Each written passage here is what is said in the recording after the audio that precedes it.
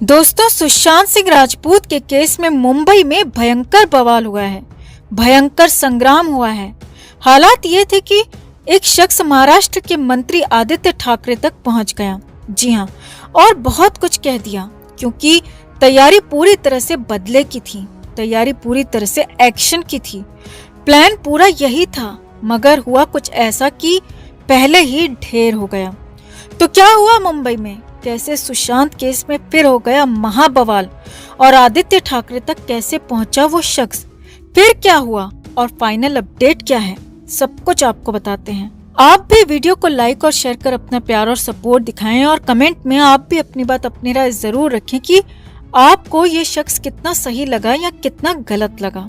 तो सुशांत सिंह राजपूत ड्रग के केस वाले मामले में भले ही कुछ कार्रवाई हुई, चार्जशीट भी फाइल हुई, सप्लीमेंट्री चार्जशीट की भी तैयारी है, कई लोग अरेस्ट हुए, कुछ लोग तो अब भी जेल के अंदर हैं, जिनमें पापी पिठानी भी शामिल है। मगर सुशांत के खत्म होने के केस में, सुशांत के प्राइमरी केस में अब तक कुछ भी नहीं हुआ है। जी हाँ, सीबीआई मामले की जांच कर रही है, एम्स से भी मदद ली गई, कई तरह की पूछताछ हुई, मगर अब तक कुछ भी निकलकर नहीं आया है। यहाँ तक कि एक भी क्लू अब तक सामने नहीं आया, कुछ भी कंक्रीट सामने नहीं आया। अब हालांकि आरोप कई लोगों पर लगते रहे, कभी सुशांत के साथ रूम में रहने वाले लोगों पर लगे, तो कभी सुशांत के राइवल्स फिल्म इंडस्ट्री के लोगों पर लगे। और वहीं केंद्रीय मंत्री नारायण राणे और उनके बेटे नीतीश राणे ने तो कई पॉलिटिकल लोगों तक पर आरोप लगा डाले और सुशांत के साथ गलत होने का पक्का दावा कर लिया। हालांकि किसी भी दावे के पक्ष में कोई भी सबूत ये लोग पेश नहीं कर पाए। अब नया अपडेट ये है दोस्तों कि एक शख्स महाराष्ट्र सरकार के मंत्री आदित्य ठाकरे तक पहुंच गया।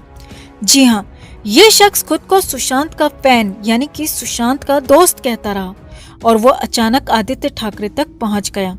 अब कैसे, क्या क्या हुआ, वो सिलसिलेवार तरीके से आपको बताते हैं, समझाते हैं। एक शख्स ने खुद को सुशांत का फैन बताते हुए 8 दिसंबर की आधी रात को आदित्य ठाकरे के व्हाट्सएप पर मैसेज किया और आदित्य ठाकरे को सुशांत की मौत का जिम्मेदार ठहरा दिया और कहा कि उसने ही यानी आदित्य ठाकरे ने ही सुशांत सिंह राजपूत को मारा है।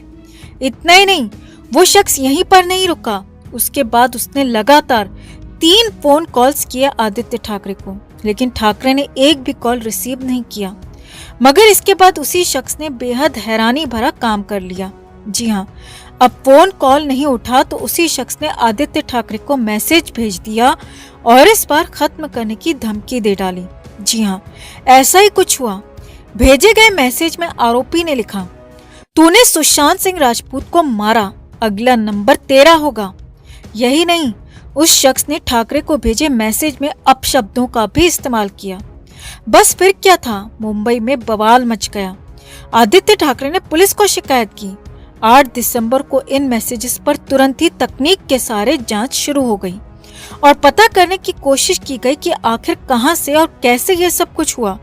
तो कुछ समय बाद इसका पता चल ही गया। ठाकरे को धमकी देने वाले शख्स, जो कि खुद को सुशांत का फैन बता रहा था, उसकी लोकेशन पता चल गई। जी हाँ, लोकेशन उसकी बेंगलुरु पाई गई। तुरंत ही मुंबई पुलिस बेंगलुरु पहुंची और उसे गिरफ्तार कर लिया गया। कई धाराओं में केस भी दर्ज कर लिया गया।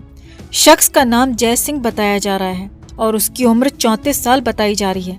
बताया यह भी जा रहा है कि वो सुशांत सिंह राजपूत के जाने के बाद से बेहद परेशान रह रहा था और इस बार सीधे महाराष्ट्र सरकार के मंत्री आदित्य ठाकरे को धमकी दे डाली, जिसके बाद तुरंत ही उसे पकड़ भी लिया गया। खबर यह भी है कि वो शख्स लगातार सुशांत सिंह राजपूत केस को लेकर खबरों में रहता था, खबरों में बना रहता था, खबरों को लेकर बेहद परेशान भी रहता था और कई जो खबरें कहीं कहीं आदित्य ठाकरे को लेकर आरोप लगाए गए, उन्हीं आरोपों के इन्फ्लुएंस में आकर उसने आदित्य ठाकरे को धमकी भी दे डाली, क्योंकि आदित्य ठाकरे के खिलाफ अब तक कोई सबूत मिला ही नहीं है, कहीं से कोई बात ही नहीं आई है। लेकिन फिर भी कुछ लोगों ने आदित्य ठाकरे पर सीधे सीधे आरोप लगाया, जिसके बाद उसी का असर ये माना जा रहा है कि जय सिंह नाम का ये शख्स आदित्य ठाकरे तक पहुंचा। आदित्य ठाकरे को पहले फोन कॉल किया और जब फोन कॉल नहीं उठा तो उसके बाद सीधे व्हाट्सएप पर मैसेज कर दिया, धमकी दे डाली और यहाँ तक लिख दिया कि अब बारी आदित्य ठाकरे की है। हालांकि ऐसा कुछ होता उससे पहले ही उसे गिरफ्तार कर लिया गया, पकड़ लिया गया। अब ऐसा पहली बार हुआ है जब सुशांत सिंह राजपूत के मामले में इस तरह का वाकया सामने आया है और मुंबई में महाराष्ट्र सरकार के मंत्री आदित्य ठाकरे को धमकी दी गई। जी हाँ, अब देखना होगा कि इस मामले में आगे क्या होता है। सुशांत के मामले में कब और कैसे आगे जांच बढ़ती है। तो आपका इस पूरे मामले पर क्या कहना है दोस्तों? क्या आपको भी लगता है कि सुशांत केस में कहीं न कहीं कुछ न कुछ तो बेबी पेंगुइन का हाथ है, या आपको लगता है कि ये सब सिर्फ बनाई गई बातें हैं? आप क्या सोचते हैं? कमेंट में आप भी अपनी बात, अपनी राय जरूर रखें और वीडियो को लाइक और शेयर कर अपना प्यार और सपोर्ट भी जरूर दिखाएं। तो सुशांत सिंह राजपूत को लेकर जो नया खुलासा हुआ है वो बेहद ही चौंकाने वाला है और सबसे बड़ी बात यह है दोस्तों कि ये खुलासा, ये दावा केंद्रीय मंत्री ने किया है और इसीलिए भी इस पर भरोसा ज्यादा बढ़ रहा है। सुशांत को लेकर बाथरूम थ्योरी की जो बात सामने आई है उसके मुताबिक पहले सुशांत को बाथरूम में मारा गया और फिर बाथरूम से 4 लोग सुशांत को घसीट कर बेडरूम लेकर आए और फिर इस दौरान सुशांत के साथ मारपीट भी की गई।